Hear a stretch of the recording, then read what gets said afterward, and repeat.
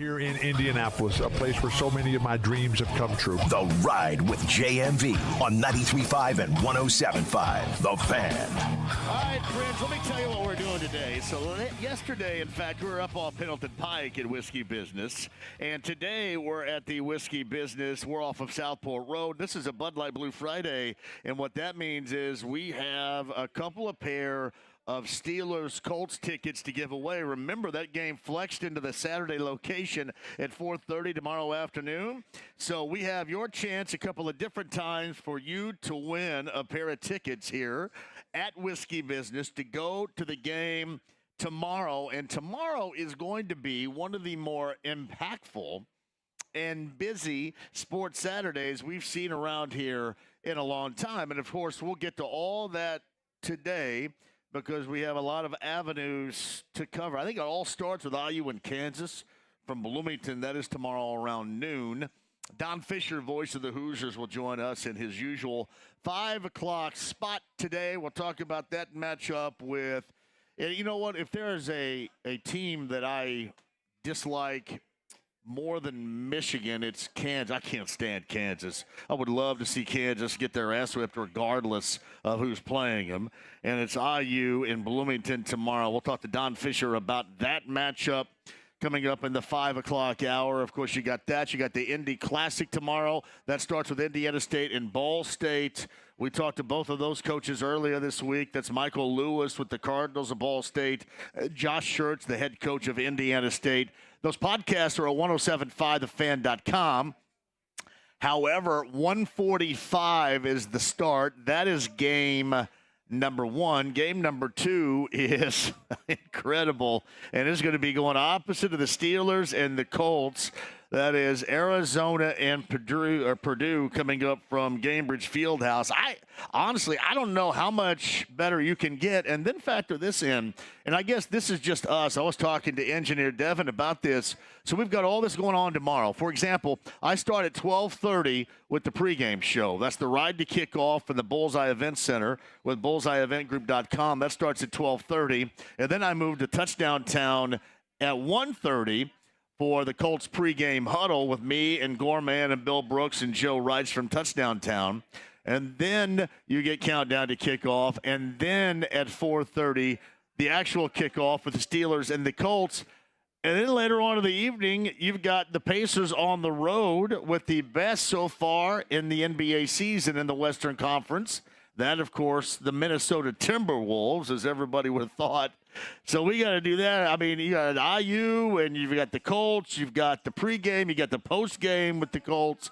And then you got the Pacers with the pre, and then the end game and the postgame. So tomorrow is going to be, again, one of the more active days, certainly for us, but for you with whatever you're doing, and your chance to win those tickets here coming up in just a bit. Okay, the game coming up tomorrow on NFL Network, and Omar Ruiz, he's a sideline reporter for the NFL Network, and for that game, we'll talk to him about that matchup. And again, a must-win situation. I'm glad there was an article, I think, at 1075thefan.com that documented what I've been telling you all along, that this is a must-win. And you know what? If you take care of some of these other must-wins that I talk about, then maybe this is not as must-win right now tomorrow as it is going to be coming up tomorrow. So listen to me when I suggest must-win. But Omar joins us coming up here in a couple of minutes. We'll talk about the Steelers and the Colts matchup, which,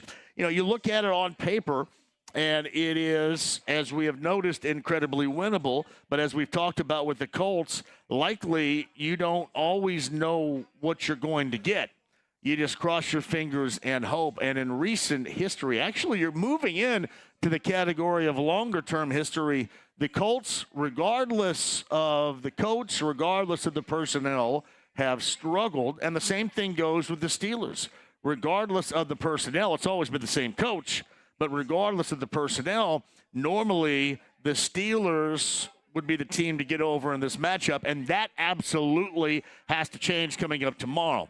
The other part about it is this: you don't look at their offense as being that robust. However, you do look at a couple of guys in Johnson and in Pickens that are incredibly talented and then you factor in what can the Colts offense get done tomorrow. You question that, and then you question the protection for Gardner Minshew, knowing that both Watt and Highsmith will be back and good to go coming off of edges tomorrow. This is going to be a good one. This is nothing like what you might have thought when you saw, for example, Kenny Pickett go down, or when you look at the schedule just in general terms and you looked ahead and thought, hey, this is easy and that's easy. It is going to be far from easy tomorrow, but it's a must. You screw this up tomorrow, for example, you look like you did in Cincinnati last week, and you're going to have to be asking, you're going to be begging for tremendous amounts of help, which you don't want to do. This is what you want to do. If you're the Colts tomorrow, this is what you want to do. You want to win that game, and then you want to watch tomorrow, and you want to see what goes on around you tomorrow. That's what you want. That's what you want to do. All right, check that. I'm sorry, Sunday. You want to sit back on Sunday and watch and then embrace what goes on around you. That's the best place to be in. So you don't want to screw around with this coming up tomorrow. And, of course, we'll talk to Omar Ruiz on the sideline of the NFL Network coming up here tomorrow about that in just a bit. Bob Lovell of Indiana Sports Talk. And, again, I talked about the college basketball that's going on. You've got high school basketball that's going on as well. There is a ton happening around here. Bob joins us from Indiana Sports Talk, brought to you by CarX and your 14 Central Indiana Joe Childers run CarX locations. That is coming up at the bottom of the hour. Pacers tonight in Washington. And this I view, if it's fair to you, and it better be, this I view much like I viewed Monday night in Detroit. And here's why. Because you still have to make up. I mean, even if, for example, you feel much better, I don't know how good you feel after that Milwaukee game, don't get me wrong on that. But if you felt that maybe you went over Boston at home or that went over Milwaukee in the semifinal last week of the in-season tournament that they had in the NBA in Vegas, that maybe that made up for a loss at home, you still have to make up for that. There is still a lot of ground to cover regarding that because you've lost this bad team that we talked about on Monday in Detroit, right? This bad team we're going to talk about with the Wizards later on tonight in Washington. I mean, there are bad teams around them that are just a little bit better but have wins against the Pacers at home. This on the road in D.C. tonight absolutely cannot happen. This has to be a win. You cannot afford to give up any more losses to extremely bad teams. This Wizards team is a 3-loss squad. That can't happen. It can't happen tonight. And I know it is going to be incredibly difficult. You win tonight, and then you go to Minneapolis tomorrow with, so far this season, the best out west. And then you find out what happens then. All right, if you lose, then so be it. It's on the road. It's the second of a back-to-back. It's against a good team. But if you hang in and do something, or, for example, if you hang in and you win, and then we can subtract one of those really bad home losses, whether it's Charlotte or Chicago or Portland or Toronto, then you can subtract that. But the first thing you have to do is make sure that an incredibly bad 3-win team does not beat you in D.C. coming up later on tonight. One of the reasons why we get to bail early, too, and again, we have tickets to give away here on a Bud Light Blue Friday at Whiskey Business here on the South Side, but one of the reasons why we get to bail early is because of that Pacer game later on tonight.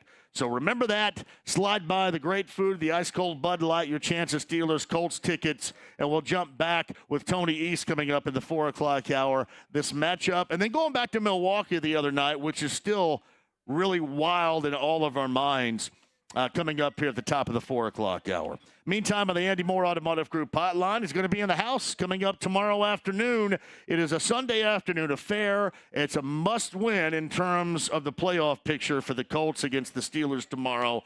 Omar Ruiz of the NFL Network, he joins us now. Hey, Omar, thank you for the time. How you doing? Hey, no problem. It's good to be back in Indy for a game day.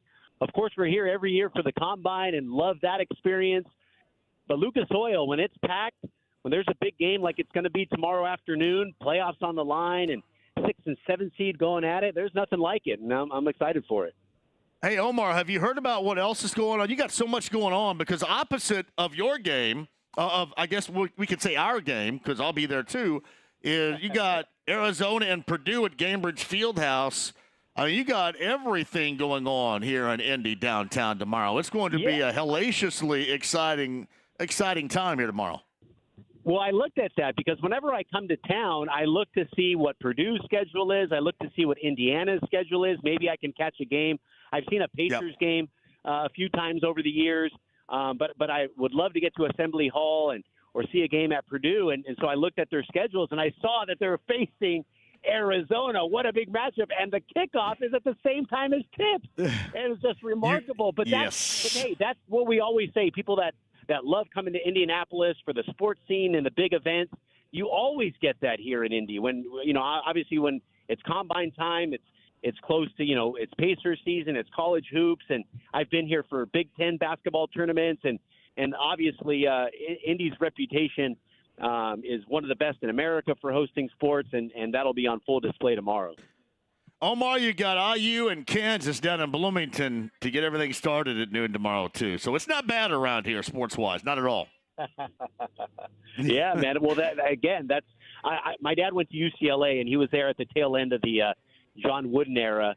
And so, I grew up a huge college hoops fan, and obviously that is so important to the people here in Indiana. And I went to San Diego State, which has become somewhat of a powerhouse in the last few years. I went to Syracuse for grad school, and obviously that's been a powerhouse. So college hoops very important to me. And so, again, Assembly Hall and all that is on the bucket list. And one of these years I'll be making it happen. You still excited about San Diego State, the way they ripped in the Final Four in the tournament a year ago? Because I'll tell you, Dusty May of Florida Atlantic went to high school. I went to high school with him, good friend of mine, and I am still rather bummed about that half-inch situation between winning and losing, if you remember, down the stretch in that game. It was incredible in that national semifinal. It was crazy, but, obviously one of the highlights of my sports life, I remember watching, I was there in Houston, and when Butler makes that shot, just going absolutely bonkers, and somebody caught it on video. It kind of went viral, and, I was there in school right before Steve Fisher got there, and they won 4 games, and then 5, and then, my junior year they went 500, and then the last year they had a winning record, but we're still a 5 seed in the Mountain West Conference tournament. They won the tournament my senior year. They get to the big dance. They get blown out by Frank Williams and Luther Head at Illinois in Chicago. But to see the program go from those heights or those depths to the heights of a national championship game is still so surreal. And I went to a game in Arizona a couple weeks ago. They played Grand Canyon University, which, I think is very new to Division I, and they beat the Aztecs and they rushed the court. So to be part of the school when they won 4 games and then to now be a school that people rush the court for, it's still surreal. And obviously the national championship loss was disappointing, but when you consider it in the big picture perspective, pretty remarkable at the same time. Well, and Omar, too, Bryce Drew's the head coach of Grand Canyon, of course, with Hoosier State roots up in Valparaiso. So it all, in an end-around way, it all kind of makes sense with Omar Ruiz. He's going to be on the sideline for the NFL Network for the Steelers and the Colts tomorrow.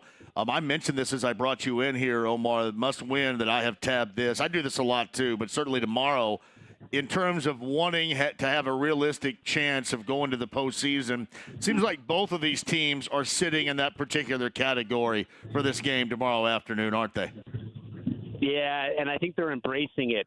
You rarely hear these teams during, mid-December talk about the playoff games and the sense of urgency and all that. You hear mostly cliches, but I think these teams realize not only are they clinging to those playoff spots there, the 6th and 7th seed in the AFC playoff picture, but I think they realize all those other 7 and 6 teams on the outside looking in, and some of them, like maybe Buffalo or Denver, here the last few weeks, have the chance to surge, and so they cannot let any opportunity, the Colts and the Steelers, let one slip away, and obviously the Steelers coming in with backup quarterback and, didn't look too impressive last week with Trubisky. This is one that the Colts have to have, especially playing at home on a short week, technically. And I think the thing I appreciate is, again, that they're both embracing it and the stakes and the magnitude of the game itself. Hey, Omar, it's interesting coming from Pittsburgh, and there may have been just a little bit of heat before, and this was coming from a place. I think it's the longtime sports talk show host, and as we have a morning show host that calls dudes like that gas bags. He's probably the gassiest of the gas bags of all time. And Mark Madden earlier this week that was calling for the ouster of Mike Tomlin. Is that just a lone voice in that market regarding the Steelers head coach, or has that magnified over where we have come this season in terms of how the folks, the fans, and the Steeler Nation in Pittsburgh are looking at the longtime head coach? I feel like it's a lone voice. I didn't get that sense. I was there a couple weeks ago for that Cardinals loss, and obviously that was devastating. They were booing before halftime. A lot of the seats had emptied, long before that game was over. I was there week one when they got destroyed by San Francisco, and I don't get the sense that more than a few people are calling for Tomlin's job. But like you mentioned, it kind of has been warm because you look at the Steelers' postseason success, and that's one of the more glorious organizations in all of football, and they're ultimately judged by Lombardi trophies. Since they first won a playoff game in 1972, this is the longest stretch they've gone without postseason wins. They haven't won a playoff game since after the 2016 season. And so I think the patience is growing thin, and I don't know truly how warm Mike Tomlin's seat is, but I think calling for his job, I think it's few and far in between. But I think if they fizzle out again this season, we may go into next year fully, truly, with Mike Tomlin on the hot seat. Omar Ruiz joins us again for the NFL Network on the Andy Moore Automotive Group hotline. And they made the change at offensive coordinator with Matt Canada earlier in the year. That seemingly has not helped. And now you're down from Kenny Pickett to Mitch Trubisky in that situation. They've got some skilled guys. Johnson and Pickens, they probably haven't done enough work yet to be the divas in which they have turned out to be. But certainly they are diva-esque. But they have talent there. They do. If they could just get a little bit of arm talent, for a game or two, that could make a huge difference. But this offense really hasn't gotten any better whatsoever. It's still one of the worst that we have seen to this point of the season, is it not? I think that's what adds to the whole frustration surrounding the Steelers offense is that you look at the skill players across the board, Najee Harris and Jalen Warren and Pat Freiermuth, and you mentioned Deontay Johnson and George Pickens, and they still are not producing. And they got a taste of it against the Bengals. They finally went over 400 yards of offense for the first time since the 2020 season. And then they go right back to disappointment in that Cardinals game. And I think that's what led to such, outspoken frustration in that locker room was they finally had the hope back that the offense could do something. They were still looking to score points because they only scored 16 in that game against Cincinnati, and they took a giant step backwards. Now, you can attribute that to Kenny Pickett's injury, obviously the ankle injury, and he's missed, and it's a different situation when you don't have, that quarterback as well as he's played in the fourth quarter, not necessarily the entire games, but in the fourth quarter, and they haven't been able to get things going. And I think when they made the change, moving on from Matt Canada and Eddie Faulkner taking over and Mike Sullivan, the play caller, to put 400 points on the board, I think everyone sensed that the season had turned around. And then for them to lose back-to-back to teams with 2 wins just kind of sent them back in spiral. And obviously they have to get it back tomorrow against the Colts to kind of save the season. Otherwise, I think it might slip away from them. He is Omar Ruiz on the sideline for the Steelers and the Colts on the NFL Network tomorrow. He's on the Andy Moore Automotive Group hotline. A couple more things before I let you go. I view the Colts this season like when we reference the quarterback as being a game manager. Automatically you get some folks saying, okay, yeah, I understand it, and then others bristle because they view that as a backhanded compliment. I think the Colts are like a game manager because they can manage the schedule that they have, but they're really not that good. I mean, I think at their best at times, they're good to better than good or average. And then as we saw last week against Cincinnati, a better team, even with a backup quarterback, they didn't look good whatsoever. Is that a fair statement and a fair way you think to describe this Colts team to this point? I mean, they're average, sometimes above average, sometimes below. They're like a game manager team-wise, are they not? Yeah, and I would say that's a testament to the job Shane Steichen has done in his first year, because you mentioned, probably that the talent is not what they want it to be. Obviously, the injuries, Jonathan Taylor's situation, missing early, missing recently, Anthony Richardson going down, and all the adversity that they've faced this season. To still be in the hunt, to still be actually in the playoff picture, I think, goes to show a lot of what Steichen has established here in short order. And I was talking to Kenny Moore yesterday, and he just talked about how gritty a lot of the players on the team are. And, they make no excuses. They find ways to win. And that might be the most important attribute in the NFL, is finding ways to win. It's not always going to be pretty. And certainly this Colts team, maybe not going to win pretty, but they can win. And they've demonstrated that throughout the year. And I think if they can just get Jonathan Taylor back, obviously not going to be back tomorrow, but, here soon, they have a chance. And, he's enough of a difference maker. We've seen the difference makers they have defensively, to sneak into the postseason. I think that would be a testament, again, to Shane Steichen, who will probably get Coach of the Year votes if that were to happen. All right, it's Omar Ruiz with us. What time you guys hit the airwaves with all your content tomorrow, Omar? We'll be on at 10 o'clock Eastern, getting you set for the Vikings and Bengals, kicking off our Saturday showdown triple header. Then, of course, after Vikings and Bengals, we'll be right there for Colts-Steelers, and then end the night with the Lions and the Broncos. So it should be a fun day of football, and can't wait to bring it to you. I should have brought you today a little bit south of where you are right now from downtown here at Whiskey Business, and we'd have got you a little tuned up in your preparation for tomorrow. Should have done that. Hey, what was I thinking? Next time, keep that in mind. I'm never one to shy away from a Bud Light or two. I heard they're one of your sponsors. Yeah. There. Yeah, but well, we got you. Hey, let me tell you what. There's nothing quite like great preparation when you come off being a little tuned up. So it could have been the greatest broadcast of all time for you right here. So I'll have to remember that the next time you're in town. We'd love to have you. Hey, we'd be well versed after what goes on here at the Combine. We're well versed in that aspect. Omar, I appreciate that. Have a great show, great broadcast tomorrow. We'll catch up again sometime down the road. Thank you. Okay, that sounds good. Appreciate you having me. Omar Ruiz of the NFL Network. I'm seriously tuned up right here.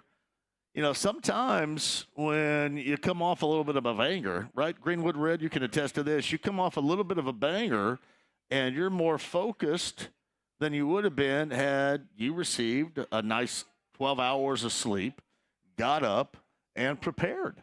Sometimes that is what's necessary to take your game to that next level. Whiskey Business, speaking of which, on the south side, we're off of Southport Road. Bud Light Blue Friday, Steelers Colts tickets to give away. Bob Lovell, brought to you by CarX, coming up at the bottom of the hour. Tony East talks some Pacers, top of the hour. We'll go to the Believe Network and get the Steelers side of things. That's going to come up in the 4 o'clock hour. And voice of the Hoosiers, Don Fisher, I mentioned tomorrow at noon.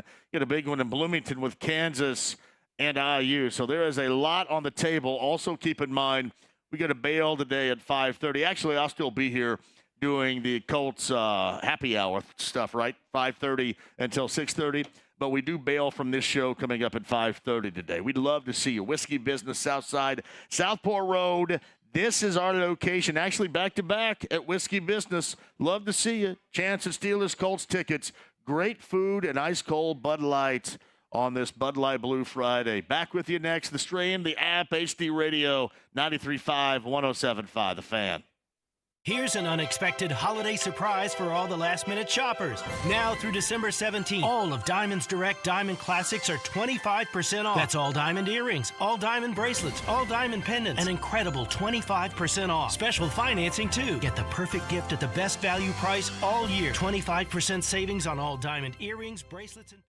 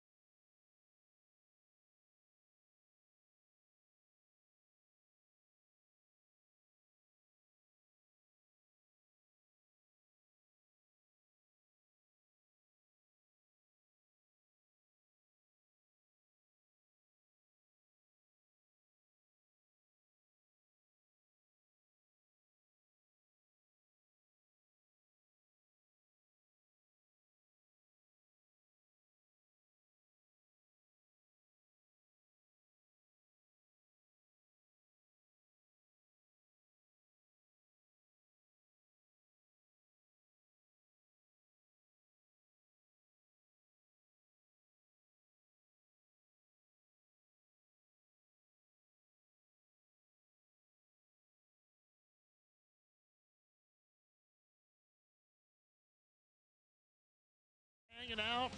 Thank you guys so much for joining us, Dev, the on-site engineer. Girls are here as well, getting you signed up for the Steelers Colts tickets. Omar Ruiz of the NFL Network a little bit earlier. Tony East of Locked On Pacers of WTHR.com and a bunch of other crap covering the NBA joining us at the top of the hour. Pacers in D.C. tonight against the Wizards. Now, we have a differing in opinion. Get to Bob Lovell in just a second, by the way. A differing in opinion, tomorrow is a must-win. And I know everybody kind of jokes about me saying that, but listen, I don't say it all the time. I always say it when it's necessary. And damn straight, it's necessary for the Colts tomorrow.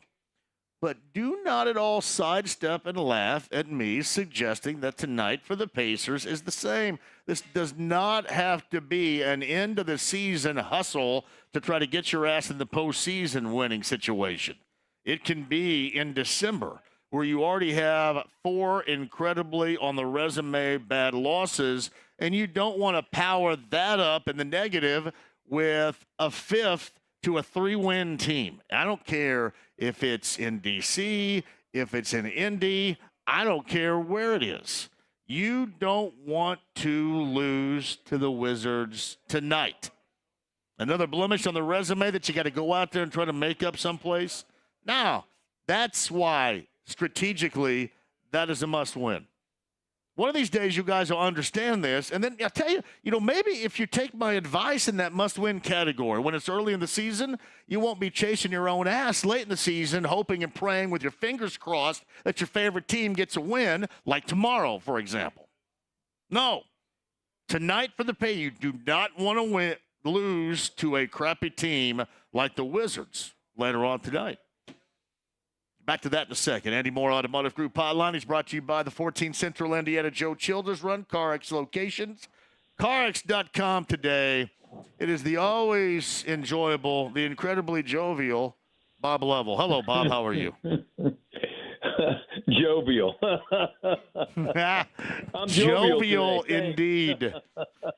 Let me tell you this. I know you are because there is so much going on around here. I just documented with a dude from the NFL Network how much is going on, even past, talking about the Steelers and the Colts tomorrow. But collegiately, Kansas and IU and Bloomington, Indiana State, Ball State, the first of 2, nightcap, Arizona and Purdue, downtown tomorrow, Gambers Fieldhouse with the Indy Classic. I mean, and then you look at the college basketball schedule across the nation. You get UConn and Gonzaga later on tonight in Seattle.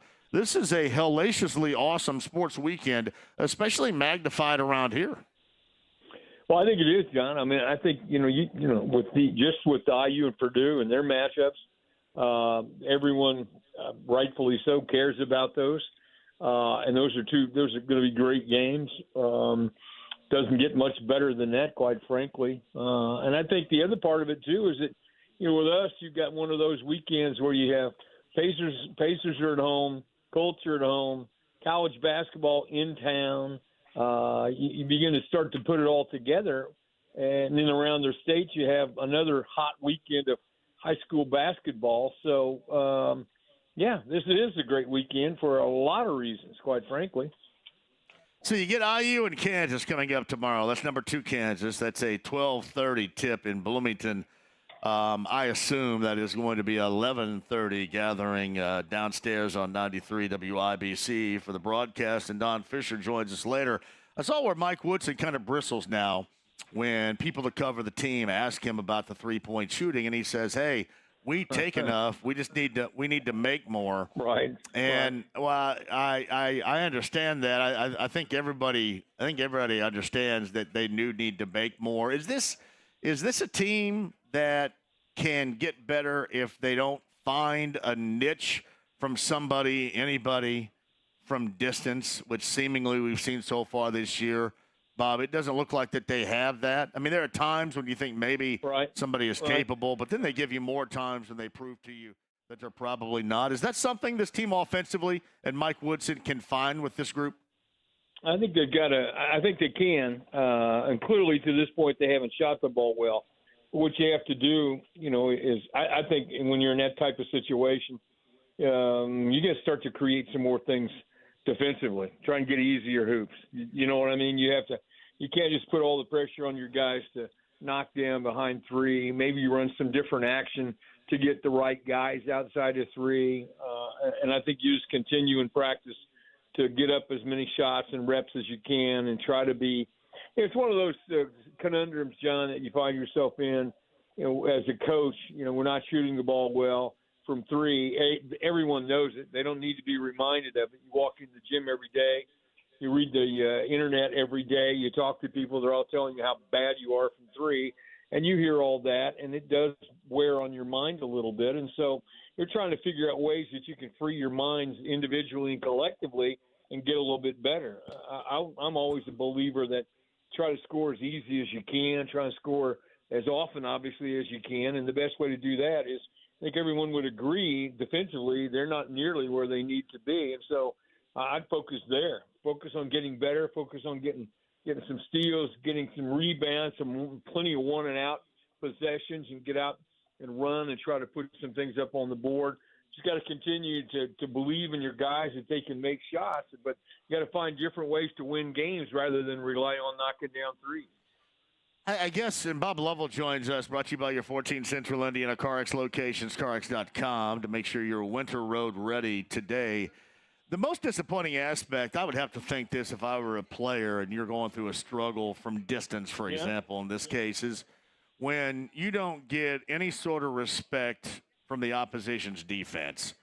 Not only do they don't close out hard, they barely close out, and they want you to take that. That to me, when you're not guarded and you shoot and you don't make it, it just magnifies the basketball depression you can get in by that thing not going down. And, what that does, it feeds, it builds into your lack of confidence. Right. And then, as you've seen as a coach before, what it does, it just is an avalanche. It just steamrolls down the hill into more of the negative and really makes that offensive situation worse.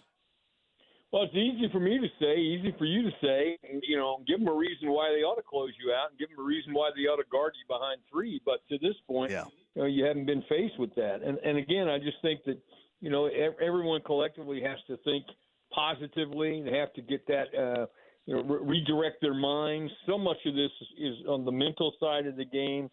And, you're a shooter. You understand it. That's what you used to hang your hat on down at Eastern Green, was your ability to make shots. And so when you were in a slump, what did you do?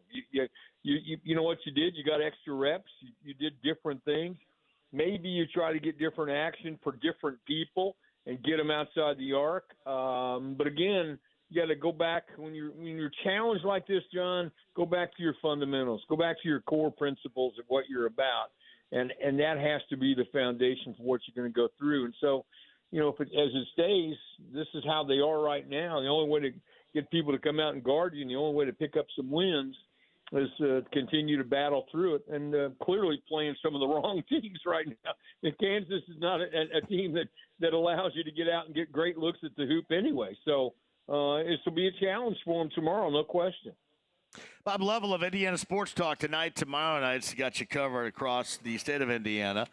The affiliated stations of Network Indiana. Again, Bob's on the Andy Moore Automotive Group hotline. I want to get to number 1 versus number 3 in a second, but you start out tomorrow at Gainbridge Fieldhouse for the Indy Classic with Ball State and Indiana State.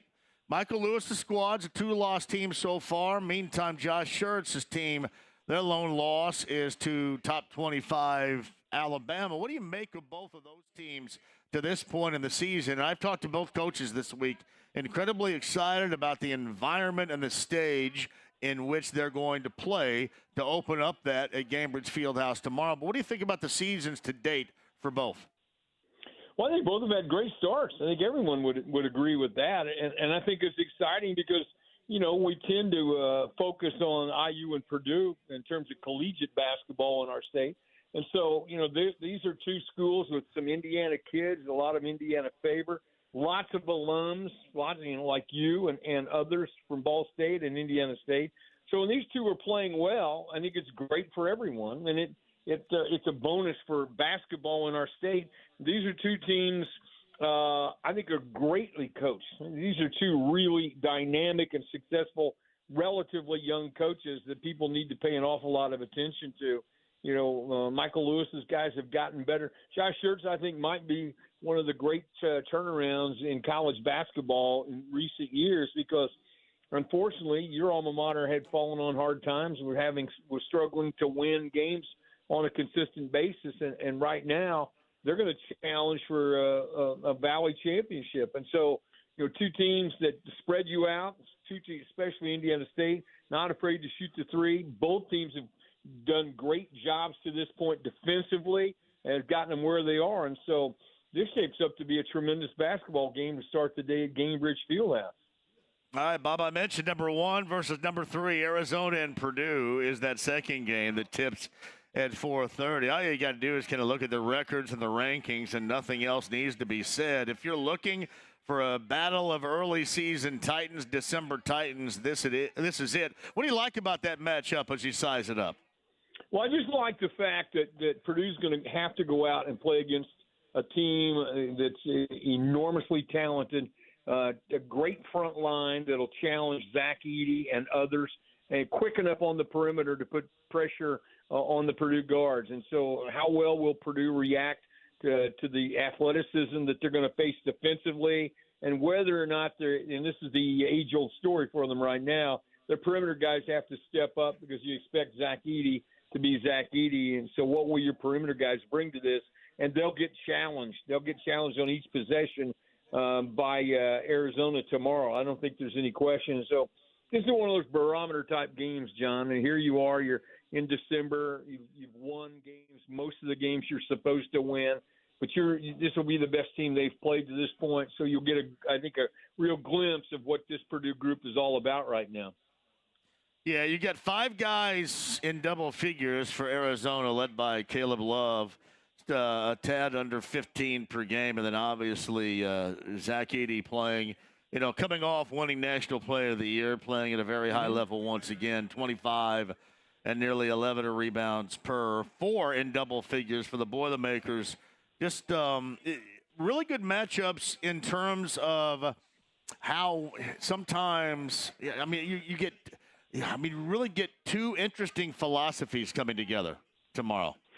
Well, you do. I mean, and I think both of them are, even though they're different, here's the similarity. They'll guard you.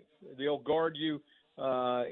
Arizona trying to maybe make it a little more up-tempo if they can than Purdue, but fundamentally both are extremely well-grounded in how to win, what to do, and once again, the game's played above the rim. However, you really have to have your perimeter guys dialed in, knocking down shots, because Arizona can do that. So, Bob Lovell of Indiana Sports Talk, you got everybody covered. You got a busy high school Friday and Saturday, too. Yeah. So there is a ton going on for you to cover tonight and tomorrow night. So have a great time as always. And like I said, if you need me, you can call me. I'm doing little to nothing again on this Saturday. Got a couple more Saturdays before we fire it back up. It's good to know we have you in the bullpen when we need you. It makes me rest easy at nights. Hey, man, have a great Friday and Saturday. Enjoy the sports weekend, Bob. We'll talk next week. Thanks for having me, John. Thanks. It's Bob Lovell of Indiana Sports Talk, brought to you by your 14 Central Indiana CarX locations. Maintain winter road readiness with the Joe Childers Run CarX locations today. Whiskey Business Southside, Southport Road. That's where we are. Not too far from the exit off of I-65 here on the south side. Great food. We know that. Ice cold Bud Light for you as well. And your chance at Steelers Colts tickets. Get down here and get signed up. Tony East, Pacers in D.C. Back-to-back Pacers D.C. and then the Pacers in Minneapolis versus the T-Wolves tomorrow night. Tony East gets us updated on that and more. Top of the hour. Do not go anywhere. It's 93.5, 107.5 The Fan. Hellsberg Diamonds presents Great Wedding Speeches. Put your hands together for the father of the bride. Kara, honey. Boy, am I proud of the woman you've become. And Craig, my man, my broseph. When Kara first introduced us to Craig, boy, I knew he was the one right away. He tells the greatest jokes, he smokes a killer brisket, and, he knows what team to root for, don't you, buddy?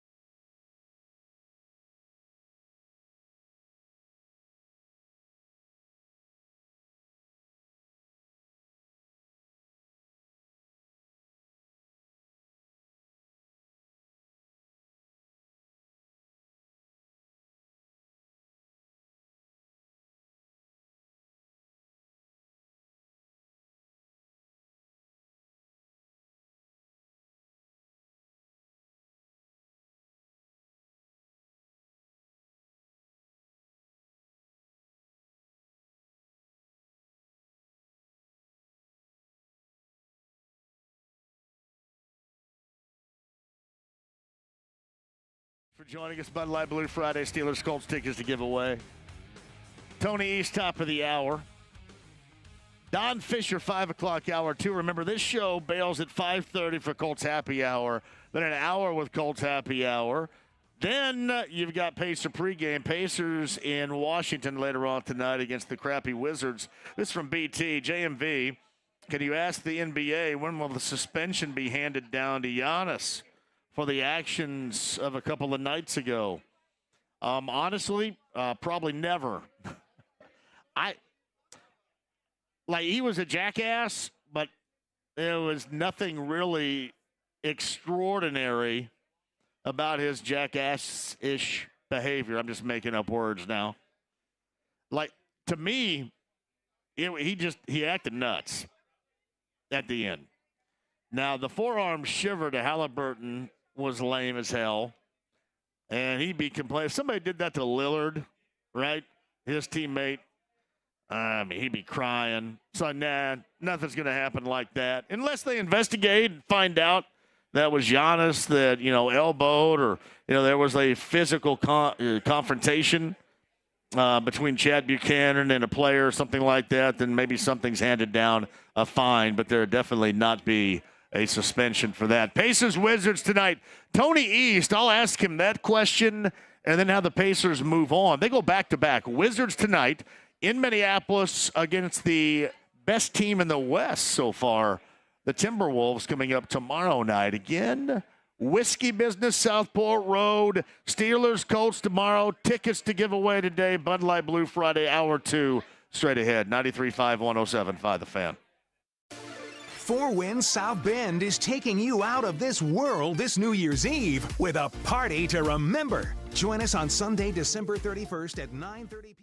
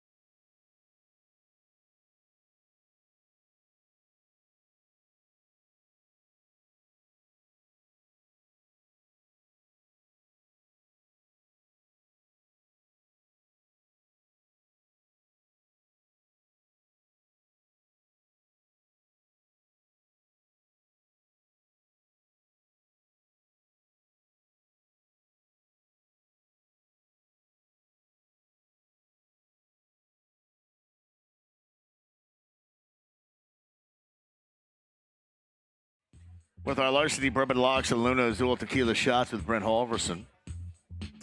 Today it's Bud Light Blue Friday. Steelers Colts tickets for the game tomorrow. That reminder, too, BullseyeEventGroup.com, the Colts VIP tailgate presented by Hayes & Sons Restoration. So I'm going to ring the bell for the ride to kickoff, beginning the pregame coverage at 12:30. That means they will open the doors tomorrow at 1:30. And remind me of this a little bit later on, James. I'll drop somebody else's name in there tomorrow to be a part of the all-you-can-drink, all-you-can-eat, DJ Skids celebration, the extravaganza, the best pregame party anywhere with BullseyeEventGroup.com. We'll give away a pair coming up a little bit later on. We're going to give away Steelers-Colts tickets here for tomorrow. Ice-cold Bud Light. And I can tell you here, Whiskey Business, as usual, incredible food off of Southport Road, just a little bit east of I-65 down here on the south side. Would love to see you. Meantime, Andy Moore, Automotive Group Hotlines. You get all that going on tomorrow, and then the Pacers go back-to-back. Tomorrow night in Minneapolis against the best team so far in the West, it's the Minnesota Timberwolves. The first of that back-to-back in D.C. against one of the worst across the NBA landscape. Maybe some nights looks like the absolute worst, the Washington Wizards. That's tonight for the Pacers. Tony East, Locked On Pacers, WTHR, SI, and more joins us to talk about that. Tony, good afternoon. How are you? Good to be here. Excited for the Pacers back-to-back against the two most opposite teams in the league this weekend, best and worst defense. Well, and let's just face it. I mean, you add it kind of adds to the weirdness of the week so far. I mean, you get the crappy of the crappiest on Monday, and then whatever took place. You know, it's so funny. You go back to Wednesday night, Tony, and this is how I framed this up yesterday. You get beat by 14. A franchise record for Giannis is 64, which I would have to think for your defense is pretty mammothly embarrassing. But with the way that the Bucks, one of the favorites of the NBA, acted, and certainly I thought gave a lot of credence to why teams should look at the Pacers and think, wow, this is up and coming. I thought after the game was most important, and again, framing up how the Pacers are growing and maturing right before our eyes. I took more stock into that than I even did in that loss, which most days I'd be highly critical. But I just thought the way that the Bucks acted, you saw the level of importance in that matchup, and ultimately that's a good thing for the Pacers. Yeah, clearly Milwaukee took it very seriously, right? Both the revenge factor and the fact that it's a team that is good and ascending in their division. The thing that actually stood out to me in a similar way to you about that is after the game, some people I know who cover the Bucks were tweeting that was one of the Bucks' best wins of the season, right? Like, who knew the Pacers had ascended to the level where beating the Pacers is suddenly a good win, right? So, to me, that stood out a lot, and clearly they were ready for that game between everything, right? 2 Pacers wins, Tyrese pointing at his watch, everything, and it became way more with the game ball and Giannis going crazy. But I think that says a lot about where the Pacers are and where they're headed, the fact that the Bucks were so amped about that result in early December. Are there any NBA investigations going on to what actually happened behind the scenes, or has that whole situation from Wednesday now been put to bed? I reached out and didn't get a response on anything. I mean, I'd imagine if people are getting elbowed in the ribs, certainly they're looking into something and trying to figure out what ball went where and what led to what, because that is something the league certainly doesn't want to happen after a game. I mean, that was how fast he ran down the tunnel. I mean, that's alarming almost if you're the NBA to see that sort of reaction, and it was already a very chippy game. So I can't imagine it's completely over, but at the same time, I don't think it warrants the longest investigation of all time either. So what do you think? The next time I have Chad Buchanan on, I'll say, hey, go back to that Wednesday in Milwaukee. So how badly did you get your ass whipped? Should I start there? Maybe ask him where his favorite place to get ribs is or something like that. It was so funny. And here's the other thing. I don't believe I have seen anybody from Milwaukee own the fact that one of their knobs ended up grabbing the ball in the first place. Right. I don't think I've read or seen that anywhere. One of their directors of security, I think, just from watching some of the videos about it. I haven't confirmed exactly what that man's job title is myself, but that is at least what it seems like the person is who jogged onto the floor and grabbed it right after the game. And, it's impossible without video of the entire floor after the game to see what ball goes where and who grabs what. So it's just speculation. It all seems like just 1,000 misunderstandings in a row. But the only video we have of someone grabbing the game ball is a Bucs official. So that certainly is fascinating in the context of what actually ended up happening, because it sure seems like the Bucs didn't think that they had that ball. Yeah, and I know that he got a flagrant for it, but I mean that whole forearm shiver and a lean into Halliburton, in which Marcus Johnson referenced, he was flopping or whatever. I mean that's not a basketball related move right there. It just seems like that with all that in mind, the only ownership that those clowns in Milwaukee took was the fact that Giannis scored 64, and that was probably the biggest phony of them all.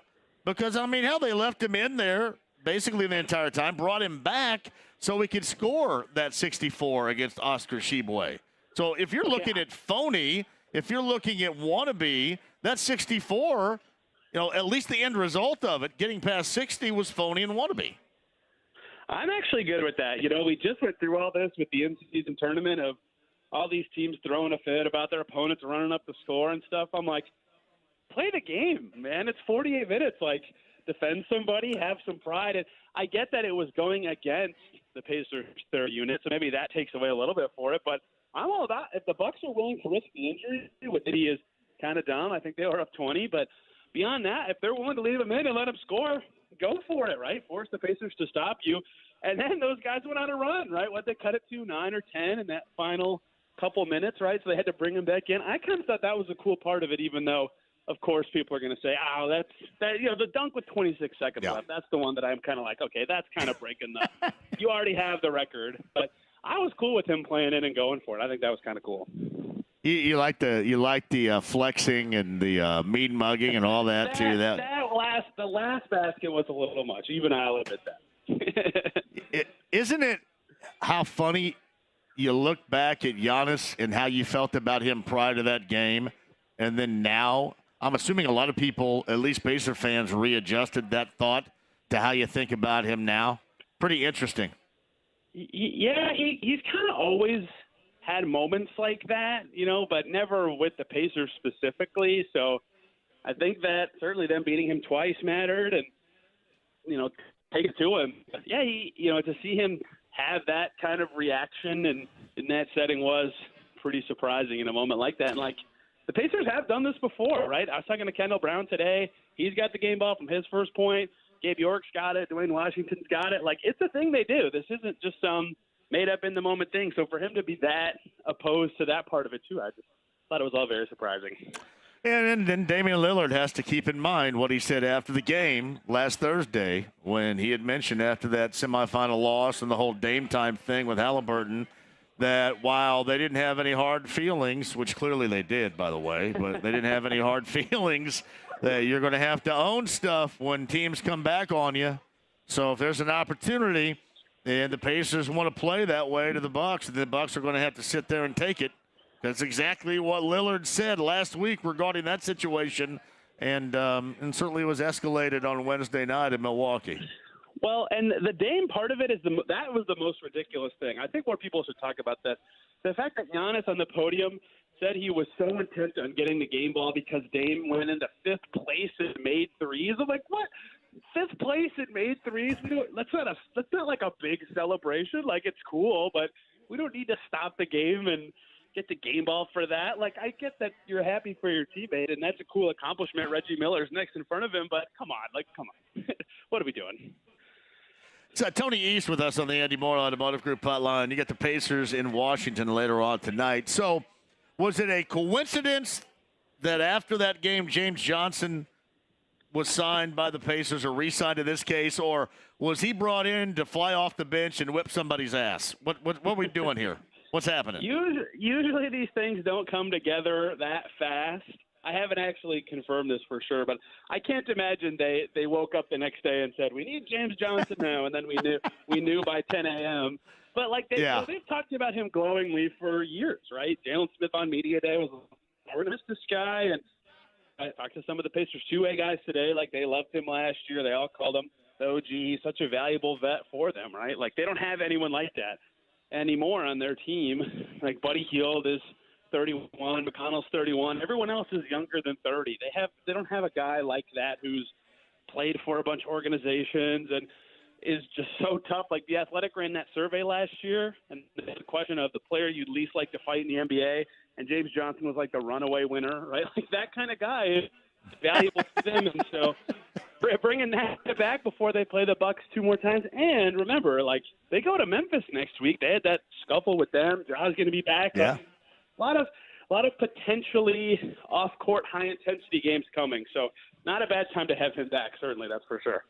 Yeah, either that or you don't go down and get into your bus. I guess the same time as the entourage in Memphis is getting into whatever vehicle they're climbing into. As of last time down there, Tony East joins us. I found the timing incredibly interesting. Now I will say this, and I don't get this from James Johnson, but I do think that the Pacers are in need of enforcers, probably too strong of the word, but some stronger on the floor, hard ass presence. Now the problem is, I mean, when's James Johnson ever going to be on the floor?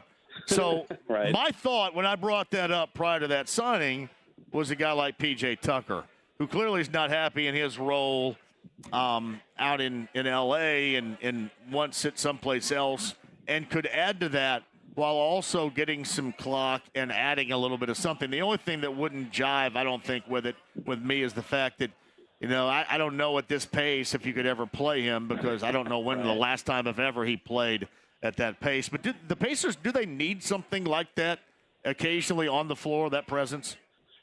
I think that's a good argument to make. And, like, I think you're right about the critical part of it being on the floor, right? Like, yeah, there's an element of toughness you can bring to a locker room and to a bench, but actually playing, like, it's more contagious and it's more of like an actual feeling, if that makes any sense.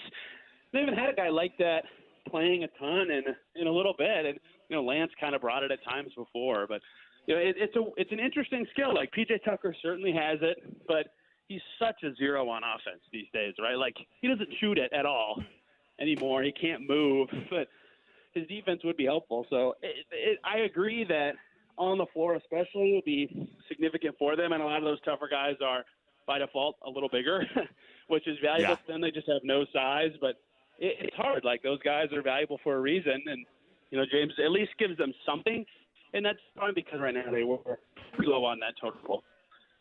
It's Tony East. He covers the Pacers. Locked On Pacers, WTHR-SI. It's on the Andy Moore Automotive Group hotline. So the Pacers' first of two consecutive. Back-to-back, they start in D.C. tonight. Like, people laugh at me because I say must-win all the time, right? And I've tagged this with a must-win. You've got 4 bad home losses that you're still trying to make up for. You lose this tonight, there's another one.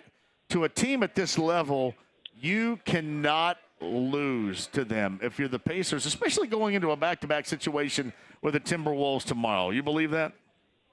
Yeah, they're on a runway for bad losses, right? And, they've kind of given themselves more wiggle room because they have so many, maybe not upsets, but wins that they weren't expected to get. But, that's what stood out to me during this early stretch, right? Like, Portland, Toronto, Chicago, and Charlotte. If they had just lost 2 of those, right, that happens.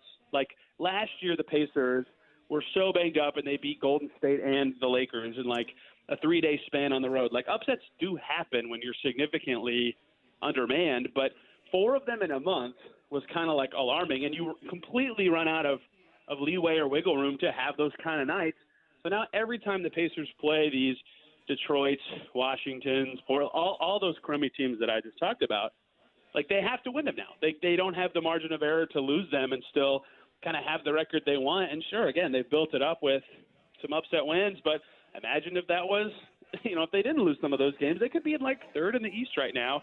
They've talked about that, and that's not like a fair way to look at it, but they can't afford to lose these games anymore now. The Wizards are completely terrible, and the Pacers could – like the over-under for this game is like 260, John. I mean, it's crazy how much the Pacers could score tonight. And that's good for them. They got a great matchup, but they cannot afford to let the Wizards get on track. They can't afford to lose it. They've lost all the leeway to do that with how they started the season. Jordan Poole playing tonight? He is questionable. I'm not actually sure. Actually, him playing is probably better for the Pacers. Yeah, so, probably is. Yeah, yeah. That's a good point. Hey, and fast forward too, because you look at Anthony Edwards, Rudy Gobert, and the like that they have on that Minnesota team that's in the one hole right now. A bit of a surprise out west. Will they be missing anybody coming up tomorrow night? I think they won last night and they're off tonight, right? So they play tomorrow night. Yeah, they won in Dallas last night. They've been a little banged up. I think Ants missed some time, but he was back. I think he was 3 for 19 in their win last night. Like, the fact that they were able to overcome that's pretty impressive. Main guys, Ant, Cat, Gobert, Mike Conley, Indy guy, they're all healthy. And here are the teams that have given the Pacers trouble this season, right? The Lakers, the Magic, the Celtics. What do they all have in common? One of the best defenses in the league. Well, Minnesota is up there. They might be number one. So, I mean, it is just wild how different Washington and Minnesota are for the Pacers this weekend. Timberwolves are going to be – they're huge and they're really good on defense. That's about as tough of a matchup as the Pacers can get. They've got to be lights out on offense on Saturday. Hey, Tony, a lot of people, obviously, especially in the last week when they were out in Vegas, nationally brought up what the Pacers could do to escalate their chances, their opportunities to win this year. And now they're mentioned in, the garden variety of deals that we have heard over the past couple of months now. What do you think? Will they end up doing something before the trade deadline here, or might this just be a lot of talk that as an end result doesn't materialize? Yeah, they're a fascinating team because they have extra picks. They have a lot of depth, some of which that isn't even playing, and they're good, right? So naturally, I think they fit the profile of a buyer, especially right now with a good record. But the way the NBA is kind of set up now, with the play-in being kind of attainable for a lot of teams, and the 2024 draft is not thought of as very good, there's not a lot of sellers, right? There's just not a lot of obvious stuff out there to go get to upgrade your team. And there will be some, right? But because it won't be that much, the price will be high for those things. So it's going to be interesting for the Pacers and how they evaluate themselves. They have a pretty tough, and by pretty tough, I mean really tough January schedule. It's their hardest month, right? So if they come out of that time with about a week before the trade deadline and they still love their record and, they're going to have a high floor with Tyrese Haliburton, then maybe they think, yeah, let's go get the best player that we can that's available. We've got the resources to do it. We believe we can keep anybody, with our cap space and our brilliant recruiting teammate Haliburton out here. That makes some sense to me, but if they are, 500-ish after a tough stretch, or they actually do start dealing with more significant injuries, like missing Jalen Smith and Nembhard right now has hurt them, then maybe they aren't in a position to be that kind of team. And I think they would learn a lot from making the postseason with a lot of the young guys they currently have, just seeing what skills make sense, what the team could need. And so maybe they don't need to make this giant splashy move right now. And going too early has hurt teams, right? We saw Dallas get Kristaps Porzingis really early in Luka's career, and now they haven't had picks or assets to trade for a really great player for years. And this is their team that they have right now for basically the next 4 or 5 years of Luka Doncic, right? The Hawks did this with DeJounte Murray. They don't have enough assets to make their team better anymore, despite a conference finals run a few years ago. So there is harm to going too early and having less stuff to trade when your team is ascending. So I think the Pacers would like to know where they're at come early February, because there is good sense in adding a little bit of talent, especially if they feel like they can make some noise in the postseason. But it's got to be the right time, and they've got to know that they're headed down that path in the first place. Likely it doesn't make a lot of sense coming from Siakam, Anunoby, and then Bobby Marks brought up to me a little bit earlier this week, Paul George and a possible return. Does any of that stuff make sense to you whatsoever? Seriously? I mean, here's the thing I think Siakam and Anunoby are awesome fits.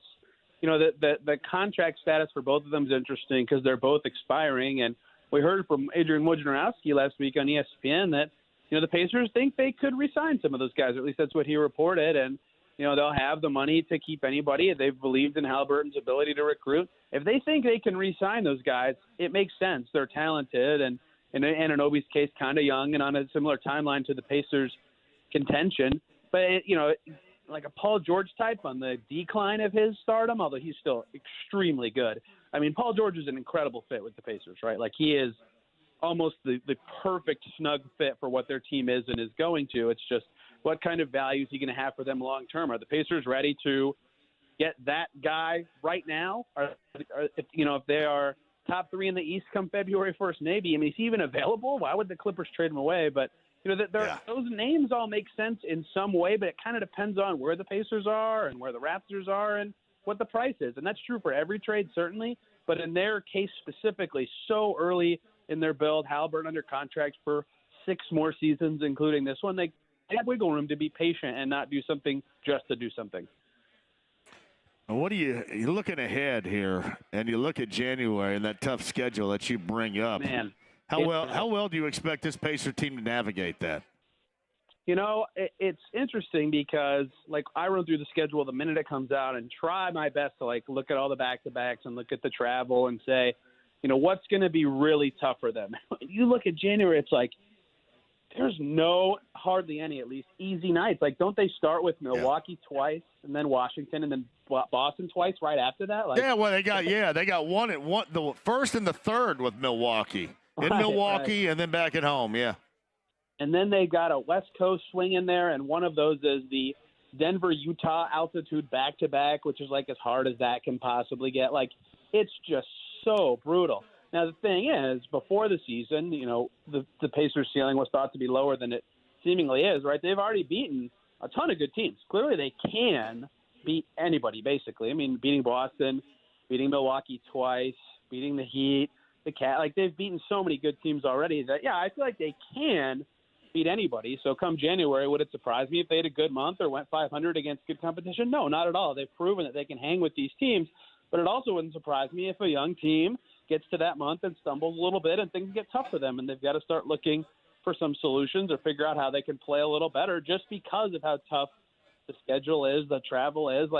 They talked about their first 16 games being home heavy and taking advantage of that, and they did a mostly good job, but they could have done better. They said that themselves. So January being before the trade deadlines, I think a good blessing for the Pacers because it's a great evaluation month, right, going against those level of teams, because if you do want to be a winner and be a contender, you got to beat those teams, and at least somewhat consistently. So we'll learn a lot about the Pacers here in a few weeks once January gets going, because it's like every night tough opponents or back-to-backs or on the road or something. It's tough. Hey, correct me if I'm wrong. The last time they did that dreaded mountain back-to-back with Denver and Utah, I think in Utah, Salt Lake City that night, Miles and Gobert got in a fight, did they not?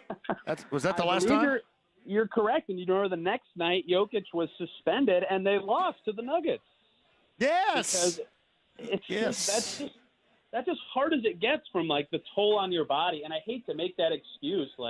They're NBA players. They're in phenomenal shape. But every player talks about how hard it is, and, teams try to have, a little bit of a harder practice there if they can, just to, prep for getting your win. It is truly really tough, and you can see it in the home-road splits for Utah and Denver every year. Having those on back-to-back nights is always tough, and the Pacers, you're right, have had it before with the Gobert-Miles light boxing match, we'll say, from back then. I got to take a break here, James is telling me, but really quick, and this may end up being yes or no out of you, Tony. I saw where Larry Marketing out of Utah, they said first they weren't going to trade him, and now there's rumors that, maybe he's going to be on the market. Would there be any level of interest for a scorer and a bigger guy that plays both inside and out in Marketing from a Pacer standpoint? There should be. He is phenomenal. I mean, that dude can make a shot. He is not a great defensive player, but he can make any shot and fits snugly positionally with the Pacers. I mean, if they can get him, they should at least look into it. He's a terrific player. I appreciate you, man. Have a great weekend. Enjoy that game tonight. Enjoy the game tomorrow. Now, we'll catch up again next week, Tony. Thank you. Yep, you got it. Thanks for having me. Tony East, that's Locked On Pacers. Tony East, that's WTHR.com. Tony East, that is SI, covers the Pacers with a lot of info for you. Pacers in D.C. tonight against the Wizards. That comes up after me giving you Colts Happy Hour, which starts today at 5:30. Whiskey Business, Southside, Southport Road, Steelers, Colts tickets to give away. Bud Light Blue Friday. And we'll get the Steelers angle from the Believe Podcasting Network. Mark Bergen talks Steelers, whether or not there is some thought that Mike Tomlin could be on the hot seat there. Talk about that and the team we're going to see take on the Colts here in Indy tomorrow. Mark Bergen's going to join us on the other side. 93.5, 107.5 The Fan. This is the Colts preview on 93.5 and 107.5 The Fan. Here's the voice of the Colts, Matt Taylor. Good afternoon. Welcome to the Colts preview today, brought to you by Arby's. All season long, tackle your hunger with the $5 Colts deal at your local Indianapolis Arby's locations. That's 2 sliders, a small curly fry,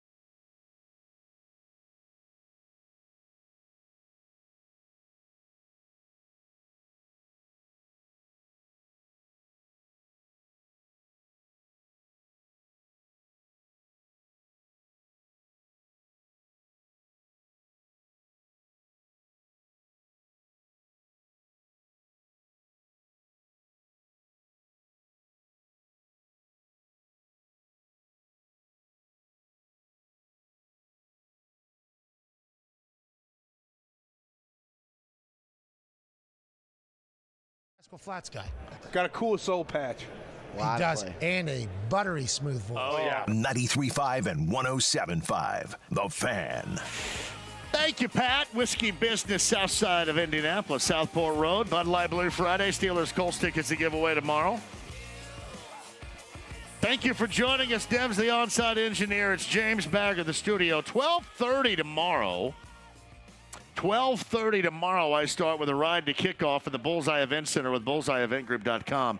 Hey, James, while I'm thinking about this right now, hey, get a couple of people on the horn at 239-1070. All you can eat, all you can drink, DJ Skids, right across from Lucas Oil Stadium.